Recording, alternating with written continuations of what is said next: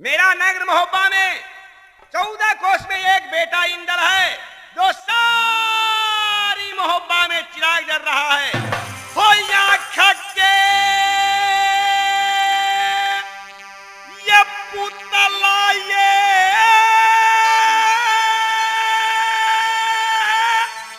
हो इंदल बाल बाल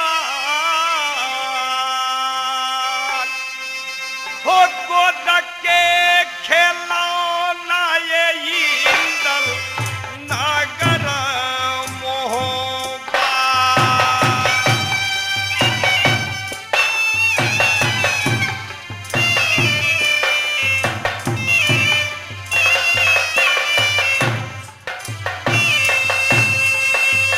माया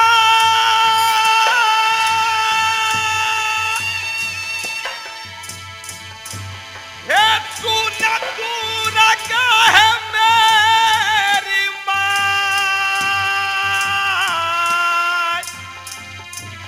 हे करना रखबारी है बेटा इंदला के।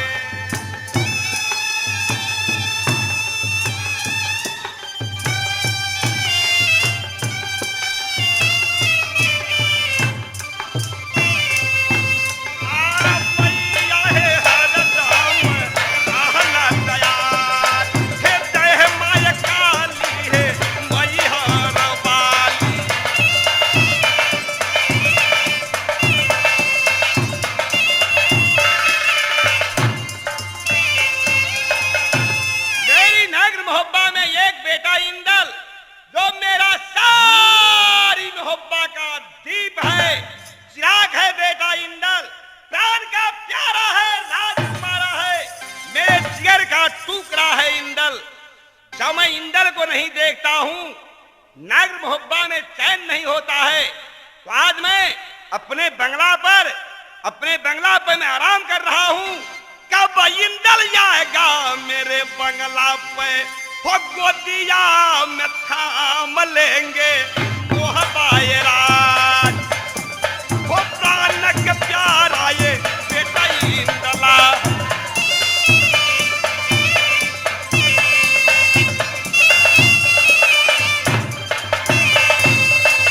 बाबुआ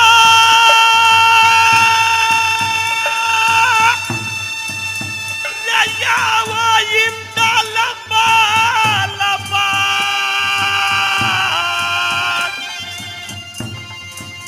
ले जाओ ये कलौता ये अमर पति के।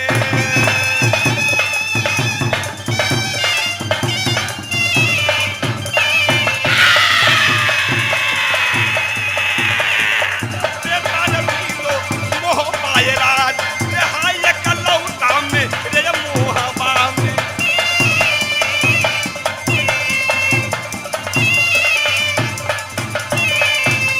बेटा इंदल इंदल इंदल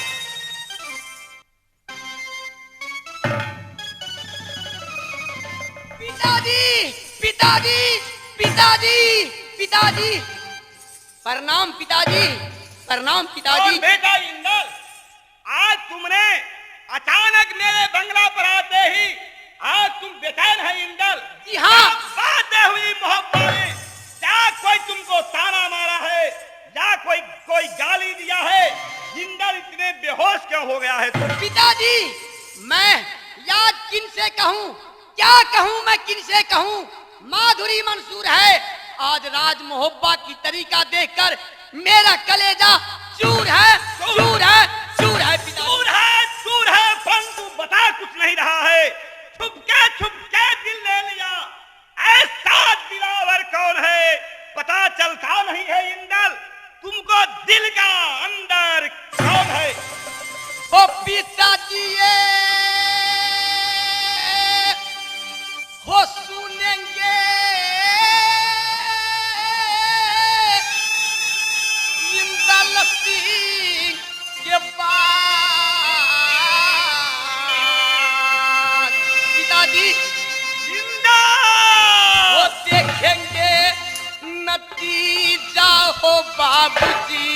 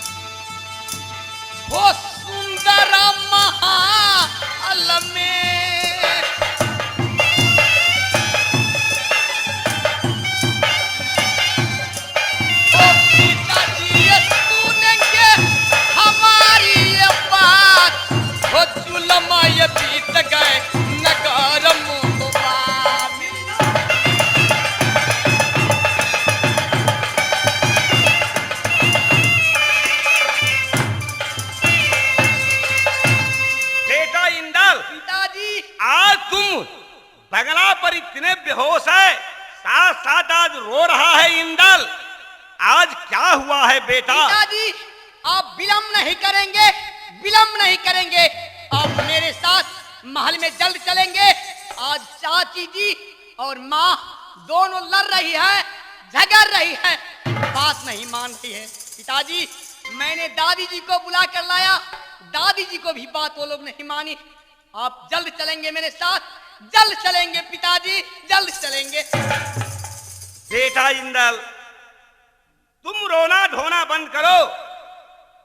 मैं अभी अभी बंगला से अवश्य जाऊंगा और सारी बात मैं मोहब्बा को शांत कर दूंगा, क्योंकि मोहब्बा का राजा मैं हूं, गाजी का मालिक आल्हा सिंह है, मोहब्बा का सम्राट मैं हूं। बेटा इंदल, पिताजी तुम चिंता नहीं रखो, मैं तुमको साथ चल रहा हूं। शांत कर दूं नगर मोहब्बा में, रे बाबुआ न सोचो ये मोहब्बा का धरा हो आल्हा ये जाएगा सुंदर महलों में।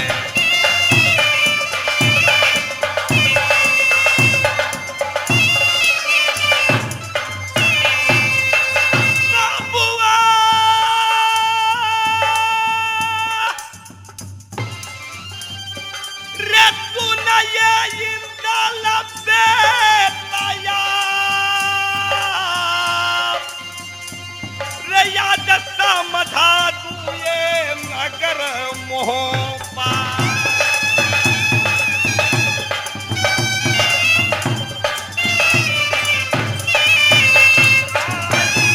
सोचो ये मोहब्बा यार, सोचो न बेटा मेरे ये मोहब्बा में।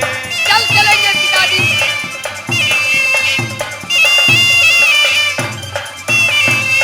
आज मैं जा रहा हूं,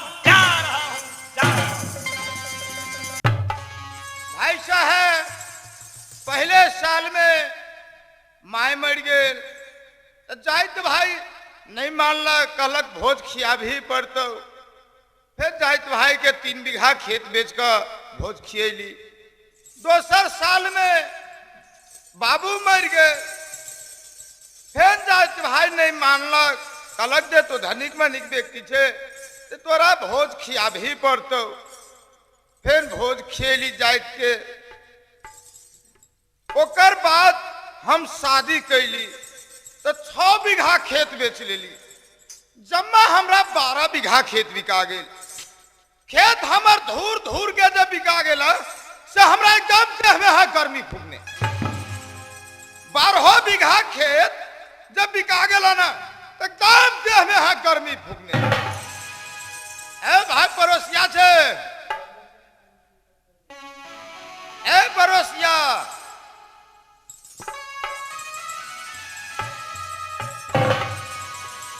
वे भाई नंद सहनी से। अब भाई रामचंद्र की बात हो, कैला हल्ला करी से बोल। अहाँ के हम अहिला बजेली है कि अहाँ तो जानबे करे छी जे पहले साल में माय मर गए, जाइत भाई नहीं मानल, कल भोज खियाबे पड़तो, भोज कैली। फिर दोसर साल में बाबू मर गए, फिर जाइत भाई नहीं मानलक, फिर भोज कैली। ओकर बाद शादी कैली। 6 बीघा खेत जे बाचल रहे वो 6 बीघा खेत हम बेच लेली। खेत तोहर बिका गल, उसने हमरो मालूम हवे कि सब खेत तो बेच। जम्मा हमर 12 बीघा खेत बिका गेल। सही बात। 12 बीघा खेत जब बिका गेला से हमरा देह में है एकदम गर्मी। आने 12 बीघा खेत तोहर बिकायला के बाद तोरा देह में गर्मी फूक देने हो। हाँ कहते ना एकदम से गर्मी से बुझाई देह फाटल जाए। माथा में खराबी हो तोरा हैं? की बात रे लोके महाजन भाजाई छै, लोन भगेल, कर्ज भगेल, तो वो करा मतलब की कही छै, सोच आयल, चिंता रहल कि हे साव केना हमर महाजन सधत। लेकिन तोरा खर्चा भेला के बाद गर्मी जे फूकने हो, ये तो बड़ी भारी बात हमरा बुझाई है। ई का भाई गर्मी केना शांत होता है? गर्मी से हमरा बुझाया केना जे देह फाटल जाए। गर्मी शांत होना नहीं होतो। केना गर्मी शांत तोरा हो तो वही दिन में, जई दिन से तो आने टटका चूड़ा आ नट्ठा भैंसी के दूध जे खाए के शुरू करबे हाँ सब गर्मी तोहर शांत भ जतो। एक बात कहते भाई, नट्ठा भैंसी के दूध निरोग होई छै। ए पिठारो से गार होई छै रे तोरा देखल हो? नट्ठा भैंसी हाँ आ काल जे मेनी बॉस पाबैत रहे हाँ हैं हाँ आउ बेनीपट्टी के चौरी में जे चढ़त रहो उ कौआ दे खोदैत रहे से। हाँ देखली तो हूं त ए तो वहे भैंसी की तोरा मतलब तोरा बुझे चाही कि वही भैंसी दिया हम कहै ए छी। भाई गोर लगे छियो, चल भाई जत्ते पाई लगे पाई के लेल कोई चिंता नहीं, हमरा भैंसी कीन दे। हाँ तो सामान लेबी तो पैसा तो लगबे कर तो कते में होता है? 10,000 रुपया लगतो। 20,000 रुपया हम जेबी में धने छी। चल अब ये किनबे हाँ तुरंत अभी ये चल कह छी तो लेट करे के कोई जरूरत पैसा हौ संग में हाँ पैसा है संग में 10,000 10,000 20,000 है। चल अब एक आ। बाप रे बाप, है दिन मर्दाबा, कहाँ रहिए कहाँ नहीं, दारू ताड़ी पी के कहाँ रहिए ओहराल कहाँ नहीं, आज मर्दाबा आवे छे घिना के धा देबाई, ए टोला के मौगी मर्दाबा के पी के दे छै, पहले मौगी तो बोले बड़ नंकीनी है, आ मर्दाबा सुनने में आइला, खर्चा वर्चा भेलिया, तो जाइए भैंसी कीने गेलैया, हमहू खीर पूरी का लेबै आ नहिरा चलि जेबै। जमाई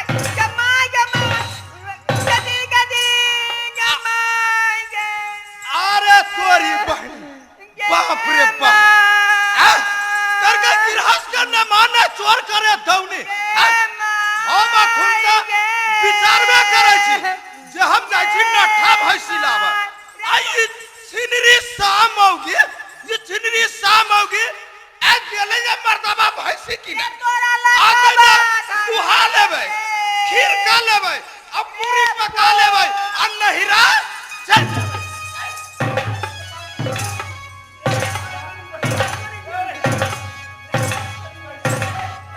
तोरी बड़ी बाप रे बाप, ये हमरा की करे लागल है मौगी? रे तोरा लकबा धरतौ रे पोता, जमाई रे बहै पोता सौसे फूल गेले गे नदी छिनरी सामौगी मारी तेरे बाप रे बाप ए बहिन करे फूल का देबो रे तोरा लकबा आई मार के फेंक दो साफ साफ। हाँ? ये कहा था करके गिरहस के ने माने चोर करे दौनी, हम सोरे से गुने चलिए भैंसी किने। ए मर्दाबा गेले जे भैंसी किने ए दुहा लेबै, खीर का लेबै, पूरी पका लेबै आ नहिरा चल जाबै। ए छिनरो साई मौगी हम मारते मारते हम ढल्ला हम ओदार देव दे पके। ए तो खुनिया घर आन के छे हैं ए तोरा की भेलौ? अरे तो अपना घर वाली के कैला मारे छी से पहले का पड़ोसिया दोनों पड़ोसिया तो विचार लिया। आ अरे घर भाई वाली रे, सुन घर वाली के तो मारबे कैलिया बहन जो 10 लाठी हमरो तो खींच ले कैला कौन सा 15 लाठी मारल बा? हमरा हाँ। हमरा कैला मारी छे तो ए भाई धोखा में मर आ गेलू। आ घर वाली के कैला मारे छी से पहले का ओहे कहै छियौ नै तो कहले है जे चल नट्ठा भैंसी कीन। हां हमहू करे जाय छी कीन के लाबे, ये छिनरी साई मौगी की कहैया ए मर्दाबा गेले या भैंसी कीन अतै त दुहा लेबै, खीर का लेबै, पूरी पका लेबै या नहिरा चल जेबै। रो बहिन छो गिरहस के ने माने चोर करे दौनी, हमरा घर में पूजा नहीं आ नहिरा में ओकरा पूजा। मारते मारते छिरो साई मौगी के हम वही ला मारे छी होते। हां एक बात कहा भाई नंदा हां रही से पहले आरो कहियो मारने रही ओकरा तो हाँ ये अखार बेर में भाई के गेल रहले कि नहीं मारलिए भाई के चल गेले। हमहू गेली 2-4 दिन के बाद में पछा से ओकर भाई की कलक हमरा पकड़ के आ 5-7 जूता हमरा मुंहे पर मारलक है ना। हाँ थुथना फूल गेल रहे तैयो मार उड़ खा के विदागरी कर देलक चल एली। ये में की दारी हाँ। वही बेर में कै लाठी रही मारने कोन बेर में? पहले बेर में 50 लाठी। ये में की दारी तो 60-70 लाठी मारने छी ना अच्छा थोड़ा 50 लाठी मार ली। है 60-70 लाठी है तो है? 50 लाठी है 50 लाठी मार लिए था।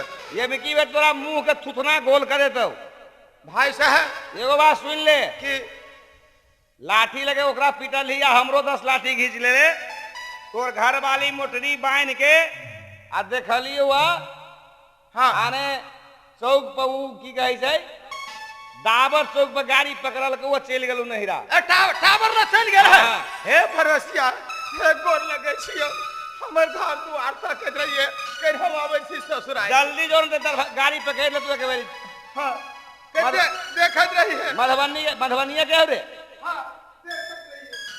जो जल्दी से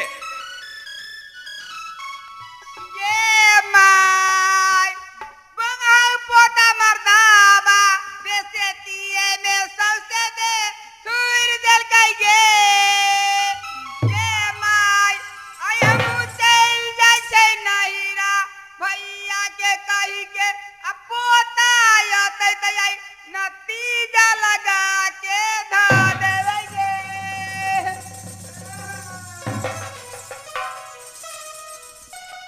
की कहूँ भाई साहेब हम एक भाई एक बहन बाबू मर गेल माई मर गेल हवे आ एक के भाई एक बहन बचली वही बहन के 2 गो शादी कैली। अब शादी कैला के बाद सब खेत पथार वही शादिये में बेच लेली।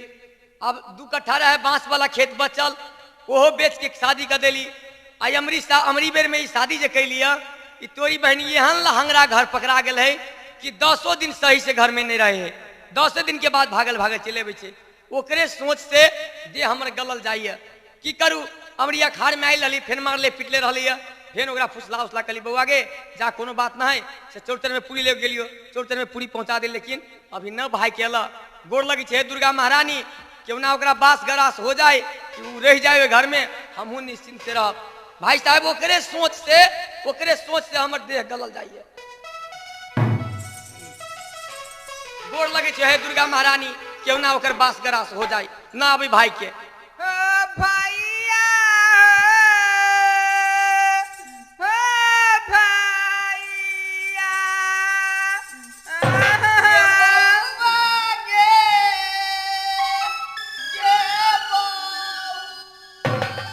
भैया बउआ बउआ गे चुप रहा की त कहा तोरा फेन मारलक कहू साला भैया हम पोता के कथू न कलिया अतैयो हमरा देखा हम कलिए उकर गया हम ऐसी भैंसी किने हाँ तक हम भैंसी किने जाय छी त हम सोचलिया भाई हबा भौजाई हबा अच्छा ओकरा लागी खीर पूरी क लै छी। सही बात है। हम नहीं रा भाइयो खाइत भौजाइयो खाइत तही लागी देखाना लकावा बाप रे बाप। बाला ये तोरी बहिनी बाप रे बाप ये छिंदरी साई केना हो गेलै छिंदरी साई खाली ओ भाई जी छिंदरी साई खाली तो ओकरा गाड़ी लगले ओकरा की हमरा लगले वही सार के लगले बउआ चिंता नहीं करा वही बेरा लगे सार के ओते मारली जुत्ते जुत्ते अमरी यदि सार के मुंह पर के खल्ला खींच ले मारते जूता से चिंता नहीं करा बउआ अमरी यदि साले तब ओकर नतीजा देखियो बउआ गे बउआ सोना कल्याण हे तू चिंता नहीं करा तोरा हम टाउन में बियाह कर देबो टाउन में भैया गोर लगे छी।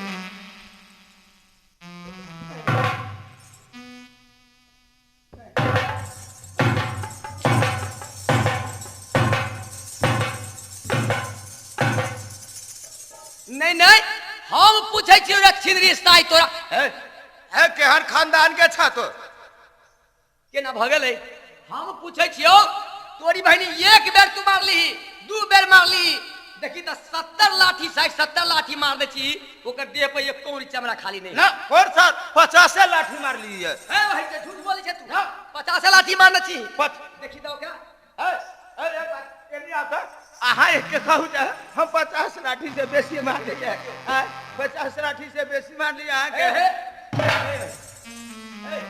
कनी को लाज न लगे है कहू त भाई साहब कनी को ये छिंदरी भतार के लाज कनी को छिंदरी भतार के लाज है भाई जो तोरा कनी को लाज लगे हो कि ओकर जेठ भाई ये खड़ा भेल है आ तू जाके कहू त के जन्मल है कनिको लाज नहीं लगे छी रे भाई हम जे भाई खराब छै यहने बेटुआ के जन्मल छै हम कहै छियै घर वाली हमर है आ हमरा घर वाली के तो के लागे रहे सार कहि के तोरा मारे लाठी से सार सोझ हम कर देबो जो भाग तोरा घर में नहीं जाते हम बउआ के सोना कल्याण के टाउन में बियाह कर देबे अब टाउन में भैया जे बात बीत गेले विदागरी क दियो घर में कोई न है सब कथू लोग चोरा के ल जते हम कहे छियो जा सारे हम दूरा पर से दोहरा के एला त मारे जूता से अब हमरा से एहन गलती नहीं होते भैया ए कदल जा सुन ये निखारा रह साइड में हम जाय छी अपना बहिन से पूछे अगर कहतै कि हां हो भैया ओई घर में जाए तब जाय देबो न त सार जूता देख ले सीधे सार मुंह खोल देबो गोर लगे छे दरभंगा के भरल बाबा ए वही रे रे तोरी बहिनी अरे बरहम बाबा है कि भरल बाबा बउआ गे हैं? सोना कल्याण की कह चाह भैया बउआ सबके घर में झगड़ा लग रहा हो की करबो हे एक बेर आरो जा अमरी बेर जे मारतो तो तू डायरेक्ट अइहा सार के मारे जूता से हम भई मुंह पर के खल्ला खींच देबे आ तोरा हम टाउन में बियाह कर देबो भैया हां हम उन्हें नहीं जाबै तो की कहै छो जाले उ 5 बेर कान धके उठ बैठ नहीं करता अच्छा ताले हम ओकरा घर में जेबे नहीं करबे तू की ओकर बाप करते तू चिंता नहीं करा फिर रहा निमान जी भैया की बात है हे हमर बउआ की कहे है हाँ भैया से 5 बेर कान धके उठ बैठ करते ना तब ओकरा घर में जाबे धुतोरा भला तू है हम पढ़ल लिखल नहीं छी धुतोरा भला यहो सोहनता बुझाई छो है तो कितना चाहिए हम अखुनता जे कान धके उठ बैठ करू एमे कते गोरा सीख लेती तो लगते अखुनते से कान धके उठ बैठ भैया एक बात करू ना की हमर साथ यहाँ कान धके उठ बैठ कर यो लियो वही रे कनिको सार ए श्री साई के ना हो जाइए बहन तो हमर जुबाने लटपटा जाय छे हे तोहर घर वाली हो तो तू बहन तो कान धके उठ बैठ करबे कि हमरा ओय में कोन डाल गली हम केला जाओ में साथ में जर होई वही करते जल्दी कर बउआ गे खड़ा होके गन हो अच्छे गाने छिए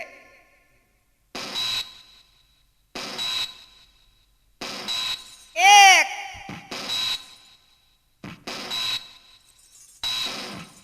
दो तीन चार है अब चलो आप बुझली भागेले आज दिन से हमने मारा तोरी बहिनी कनिको लाज लगे हो हम ये खड़ा भेल छी तोरा कहलू कान धके उठ पड़े करेला आ जाके तोरी बहिनी तो लाठी गुतिया दे बबिया हमर तो घर वाली हब तो हम पजियबै छी तोहर उ के हौ से तो जाय छी ना ए तोरी बहिनी धिया पुता सगरा पोसली पालली हम ओकरा दुलार नहीं करिए उ दुलार करे दुलार नहीं मारे पाना से हम चल है कते भेली बउआ गे चार भेल अब जैसे हो तो शुरू बोल दे शुरू कर एक दूसरे करी हम हुआ एक दो तीन चार पाँच भागल है हाँ भैया ए नमान किनका साइड में रहो बउआ गे बउआ हैं? अब जाओ जल्दी से है अब ट्रेन अब छूट गया तो ना जाओ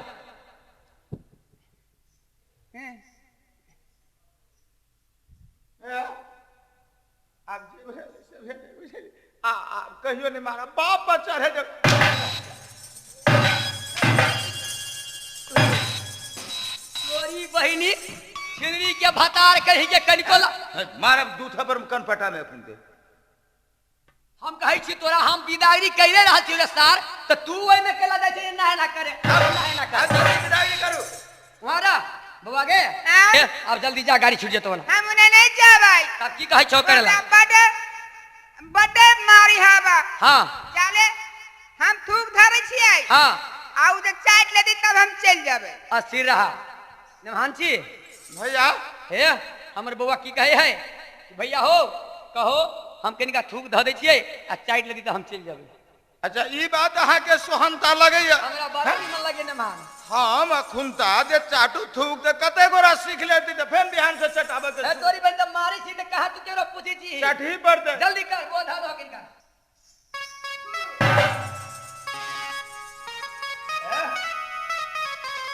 भैया की है बहुते है नहीं मन माने छे हवा जे नहीं मान तो हम ओकरा की करियो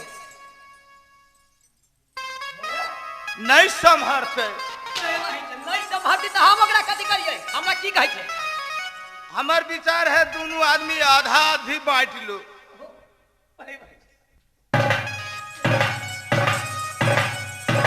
कनिको छिदरी भतार के लाज लगे है कनिको लाज लगे छै सार के रे तोरी बहनी तू हर घर वाली हो मादा मार छै तू हम जब थूक चाटे आधा हिस्सा लेके है वही नहीं रखबी तो हम ओकरा नहीं रखबै छोड़ देबै हम दोसर बियाह कर देबै रे तोरी बहनी साठी बोल जल्दी काट सारे मारे चुटा से हम सोच रहा करब है नहीं संभरते है वही तो देखै छी तू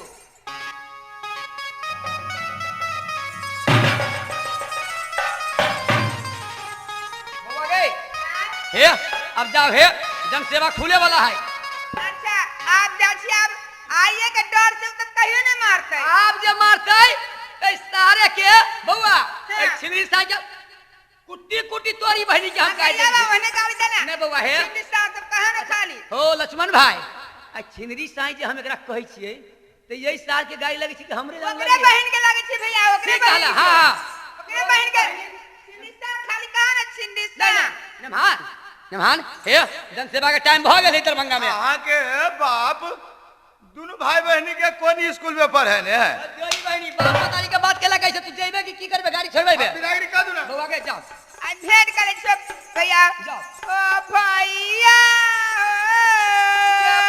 बाबा के